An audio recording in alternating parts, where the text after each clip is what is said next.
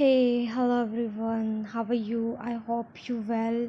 आज हम करेंगे कैपिटल बस्टिंग कि हमारा जो पूंजी बस्टिंग होता है वो क्या होता है, और पूंजी बस्टिंग जो होता है, जो पूंजी होती है वो हमारे बिज़नेस के लिए क्यों इम्पोर्टेंट होती है।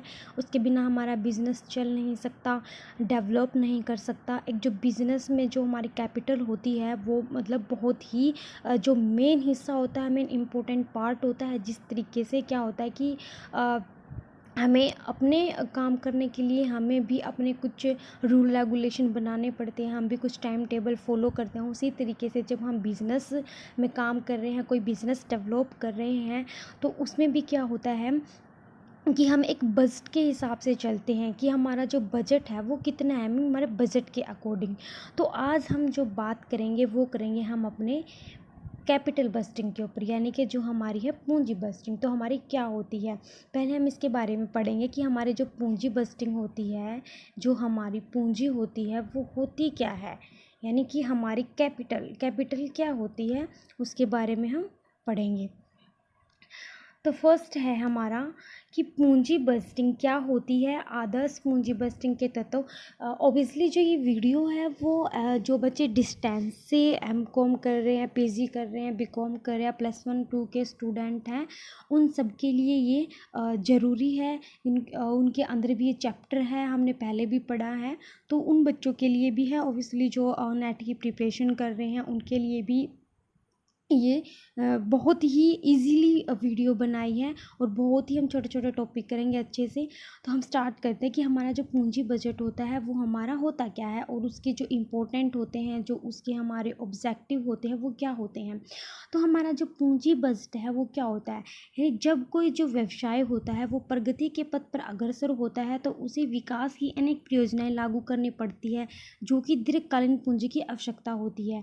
इसमें क्या होता है कि जो हमारा पूंजी बजट होता है उसमें क्या होता है कि जब भी हम कोई अपना बिजनेस डेवलप कर रहे हैं, जब भी हम कोई अपना बिजनेस डेवलप कर रहे हैं, तो क्या होगा कि बिजनेस को चलाने के लिए हमें क्या होगा कि भी हमें लॉन्ग टर्म के लिए क्या चाहिएगी, पूंजी चाहिएगी ना। लॉन्ग टर्म के लिए हमें क्या चाहिएगी, कैपिटल, ताकि हम अपने बिजनेस को अच्छे से डेवलप कर सके। तो हमें लॉन्ग टर्म के लिए वो चीज़ें चाहिएगी।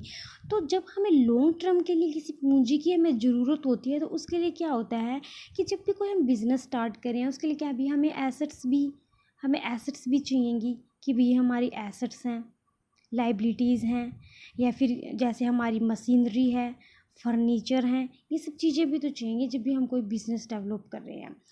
तो उसमें क्या होगा कि भी जितनी भी हम चीज़ें हैं, जितने भी हम रूल, जो भी हमारी नीति होती है उनको हम अपनाते हैं, तो उनके लिए क्या होता है कि एक बजट तैयार करना पड़ता है। जैसे हम एग्ज़ाम्पल ले लीजिए कि जब हम घर की कोई चीज़ें, हमारी जो घरेलू चीज़ें हम यूज़ करते हैं, तो क्या करते हैं, तो हम एक बजट तैयार करते हैं ना, कि हमारा बजट होता ही क्या है कि जितना भी हमारा खर्चा होता है, आई मीन जितने हमारे खर्चे होते हैं, उन चीज़ों के बारे में ही क्या होता है, हमारा बजट होता है।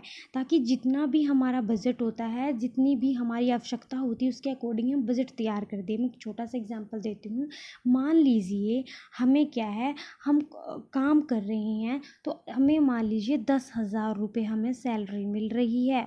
तो 10,000 सैलरी के हिसाब से हम क्या करेंगे, अपने घर के खर्चे भी निकालेंगे, अपनी खुद की ज़रूरतें भी पूरी करेंगे, जो घर में जो बच्चे हैं, बीवी हैं, उनकी भी ज़रूरतों को पूरा करेंगे। तो किस लिए करते, तो उन चीज़ों को क्या बनाना पड़ता है, एक बजट ही तो बनाना पड़ता है ना। एक बजट ही तो तैयार करना पड़ता है कि कितनी चीज़ों की क्या आवश्यकता पड़ेगी, कितनी चीज़ें हैं, कितनी चीज़ें नहीं है, कितनी चीज़ों की हमें आवश्यकता होगी। तो वो क्या होता है कि हमारा बजट होता है। उसी तरीके से हमारा क्या होता है, बिजनेस में भी एक बजट तैयार किया जाता है।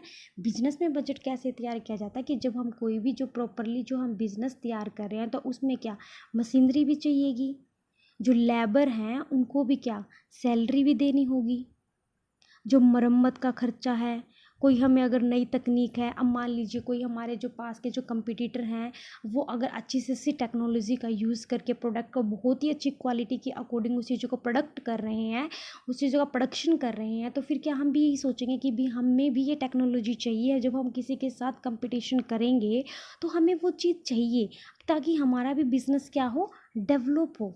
तो वो सब चीज़ें क्या होती हैं, उन सब चीज़ों को ध्यान में रखें कि कितनी मशीनरी चाहिए। ये सब चीज़ें क्या होती हैं, लॉन्ग टर्म के लिए होती है, यानी जितने भी हमारे खर्चे होते हैं, जितने भी हमारे एक्सपेंसेस होते हैं, उन सब चीज़ों को ध्यान में रख के क्या निकाला जाता है, एक बजट तैयार किया जाता है।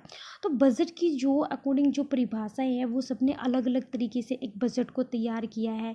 तो जो फर्स्ट हमारी है, तो फर्स्ट हमारे किसकी है, R.N. एंथोनी के अकॉर्डिंग है। आप प्लीज़ इसे याद रख लीजिएगा कि जो इसकी परिभाषाएं हैं कई बार MCQ क्वेश्चन में इन्हें पूछ लिया जाता है। 1 नंबर 2 नंबर के क्वेश्चन में क्या कहते हैं, इन्हें पूछ लिया जाता है कि जो इसकी परिभाषा R.N. एंथोनी ने किसकी परिभाषा दी थी। तो R.N. एंथोनी ने क्या बोला था, R.N. एंथोनी ने ये बोला था कि जो हमारी पूंजी होती है, पूंजी बजट जो होता है वो बहुत ही ज़रूरी होता है हमारे बिजनेस के लिए, ताकि जितनी भी हमारी चीज़ें होती हैं, यानी कि जितनी भी हम डिमांड करते हैं, उन चीज़ों को पूरा करने के लिए एक बजट तैयार किया जाता है।